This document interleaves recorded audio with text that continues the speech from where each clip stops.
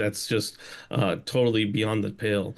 And to highlight the fact that this is the second fatal shooting by federal agents in Minneapolis, and it's amid a broader spike in enforcement that we've seen that have caused more detentions and arrests of both innocent civilians, American citizens, and immigrants. Let's discuss so-called Operation Metro Surge in Minneapolis. Federal immigration officers have fatally shot a man there, identified by local authorities as 37-year-old Alex Pretty. This is the big news on all the American websites today, of course. Homeland Security Secretary Kristi Noem said that the agents fired, quote, defensive shots after Pretty reacted violently. An individual approached U.S. Border Patrol officers with a 9mm semi-automatic handgun. The officers attempted to disarm this individual, but the armed suspect reacted violently. Fearing for his life and for the lives of his fellow officers around him, an agent fired defensive shots. Medics were on the scene immediately and attempted to deliver medical aid to the subject, but he was pronounced dead at the scene. However, if you've looked at the video yourself, and you can at thetimes.com, I should warn you, it is graphic in places, but you can see videos that people have taken on their smartphones around this scenario. It's difficult to accept that official interpretation of what happened. Minnesota Governor Tim Walz has said that the federal authorities' accounts of the events are, quote, nonsense and lies.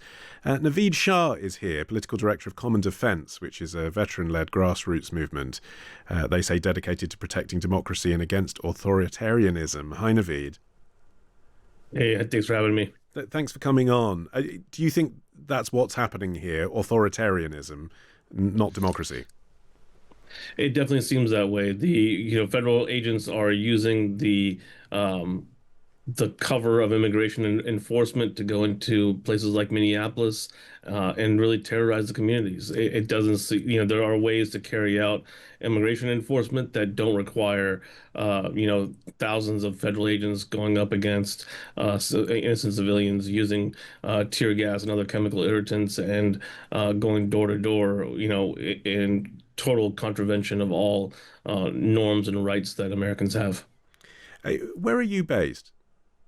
I'm actually based in DC. Okay, so I'm just curious whether you've had first-hand experience of seeing this, because it's difficult, isn't it, when you see the videos to come to a genuinely impartial conclusion. They're all shot from one perspective or the other, aren't they? Either the ICE agents, who they say are doing their job in difficult circumstances, or protesters, who say the ICE agents are imposing a sort of fascist doctrine and they need to get out of town. It's hard to know exactly what's happening.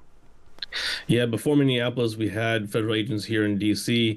I would see them every day, outside of Union Station, but patrolling the National Mall and other areas in the city, both National Guard and federal agents. And it was, a surreal experience. Having served in the Army in Iraq myself, it was jarring to see that kind of firepower on American cities and American streets.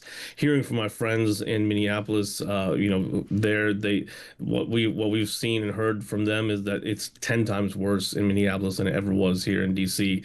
There are more, federal agents per square mile than ever before, and it is definitely creating a lot of tension, and it's a situation that's totally untenable there in Minneapolis. Just describe the situation for us, because I'm trying my best, but I mean, seeing the videos, as I say, they're quite shocking. They're distressing. You see masked ICE agents. You can't see who they are, but they're not really in uniform.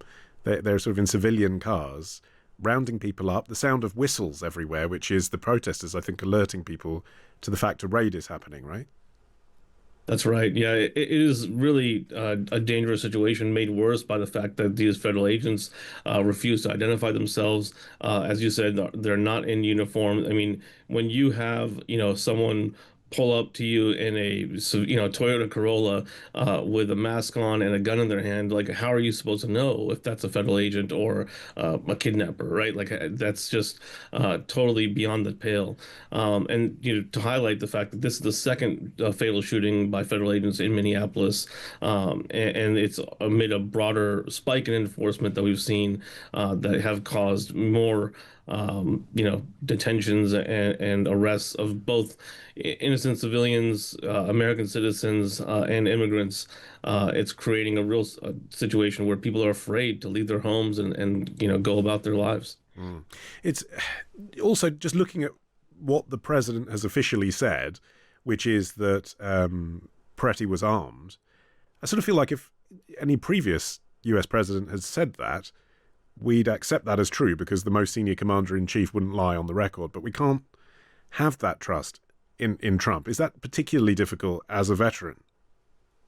Yeah, absolutely. I mean, we swore oath to the Constitution of the United States, not to a politician or a political party. And hearing this administration come out and you now use the line that he was armed as something that that justifies this is totally beyond the pale.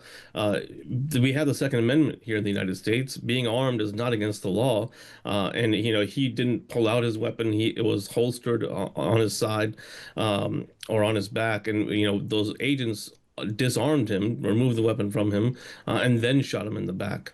So even if he was armed, which again there's no problem with, he never pulled it out. He never had a chance to. He had six agents on top of him, and then they shot him in the back in the street. Certainly how it looks on the video, isn't it? Thank you, Naveed. Naveed Shah, their political director of Common Defence, joining us on the story of what's happening in Minnesota.